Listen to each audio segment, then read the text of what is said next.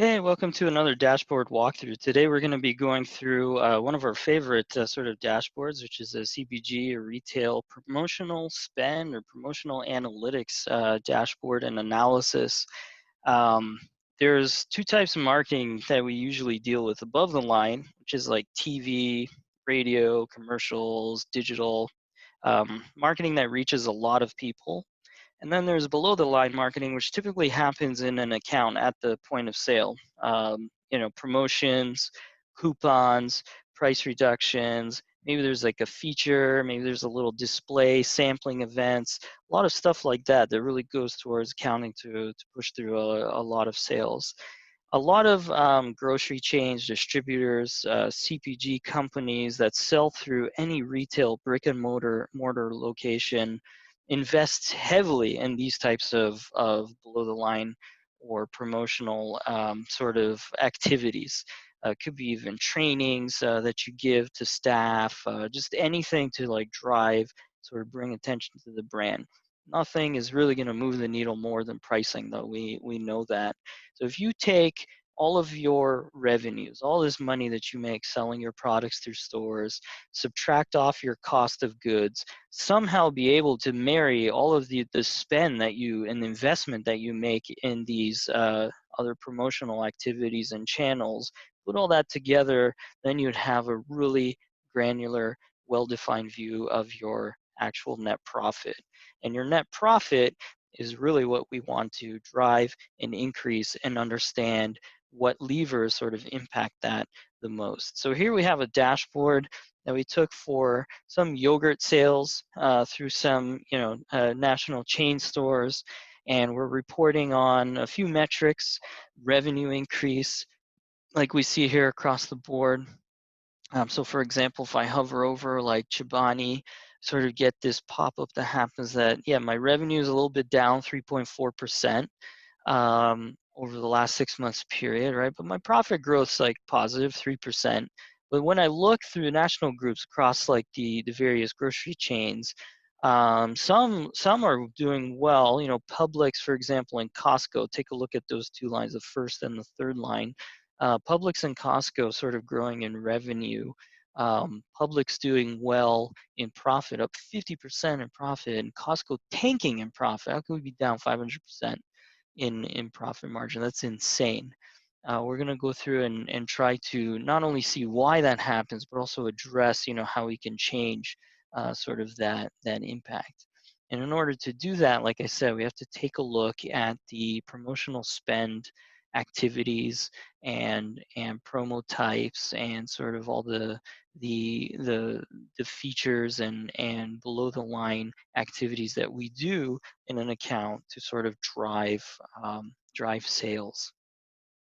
And some of that is listed here. So we set up a sort of A versus B type of analysis to see, first of all, maybe what works well in one group and what doesn't work well in another. It's really great to set up this type of A versus B type of analysis. So for example, if I was interested in, Publix versus Kroger here, I could easily switch these switch the selector, and I could kind of see, here's an example where Publix is up almost, 11.5% in revenue. Their costs went up, sure, because they had to purchase and ship more product.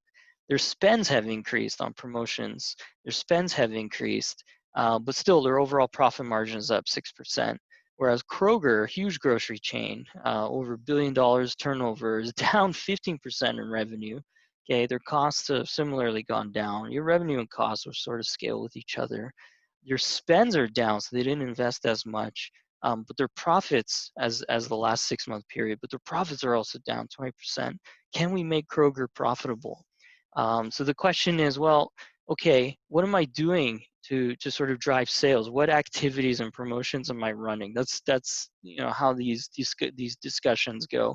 So then we take a look at the promotional spend in each national account, and we see that we're sort of spending money on a variety of things. We some more than others, but we left all of these here because I think it's informative to sort of see what goes into some of these activities. So the two main ones essentially are going to be like EDLP, which is everyday low price investment.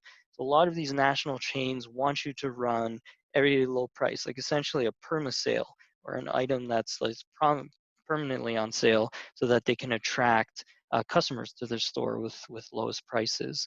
Right? Walmart's also notorious for this.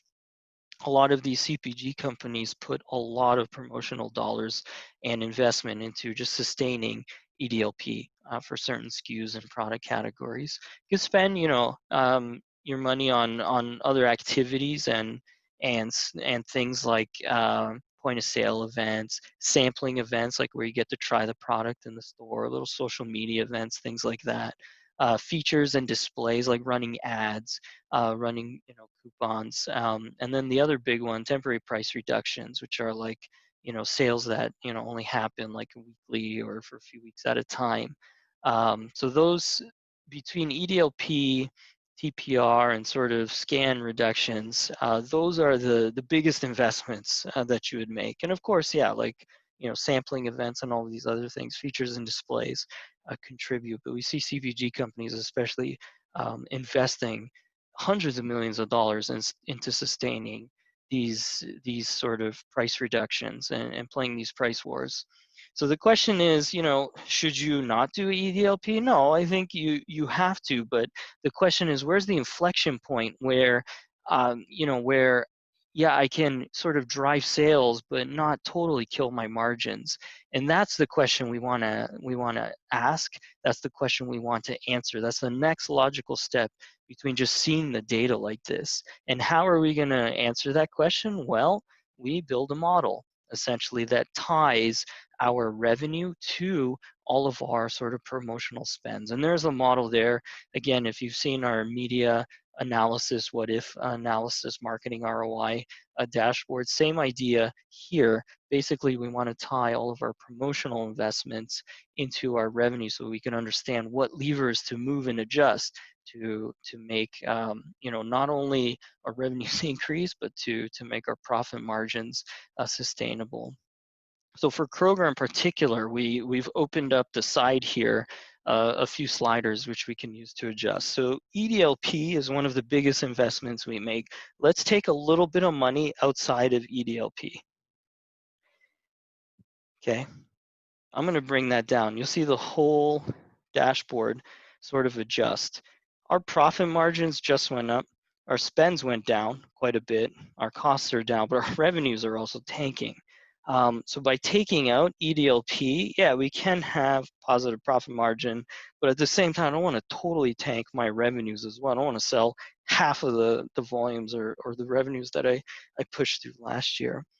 I got some wiggle room in my spend though. So I could see in my spend and I could see what I'm putting money into here versus last year, my investment in TPR is down quite a bit, right? What if I increase that and bring that back up? What if instead of investing quite so much in just sustaining EDLP, I take a little bit out and put some of that money back into sort of more strategic, tactical, or agile pricing promotions and strategies. There I go. So I invest a little bit more in sort of running temporary price reductions, and my revenue jumped back up. I sort of clawed back at least half of my deficit, and my profits are still up. So that's great. So what else can I do? Let's invest a little bit more in feature and display because we still have some wiggle room, right? I could sort of increase that a little bit more. And now I'm starting to get to a point where, my revenue dips versus last period are okay. I could live with some of these things, right? I can even invest a little bit more in coupons, bring these sliders up. And my revenue dips are a little bit more bearable down now. I could be down 6% as long as I'm up 2% in profit. Maybe I don't want to bring my coupons up so high, right? I can sustain that.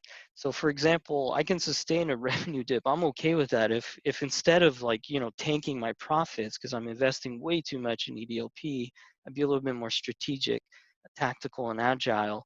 and invest a little bit more in these temporary weekly price reductions, be a little bit more um, a little bit more tactical with my spend, and I can still sustain a positive profit margin here. So this is the sort of the games that we play as a category manager, as a marketing manager.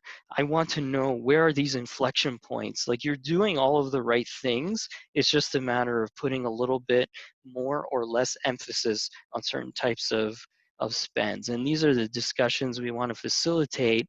And it's not just enough now to look at operationally what happened. You really need to start doing the prescriptive modeling, the what if analysis, so you can understand what is the immediate next action to take. And the action here is, don't go so heavy all in into EDLP. I know Kroger's probably pressing you to do that. Don't do that. Be a little bit more tactical. Take a little bit of that investment out of EDLP and put it into some more strategic pricing reductions and maintain your margins. And then everybody wins in the end. Hope that was helpful, and we'll see you in the next one.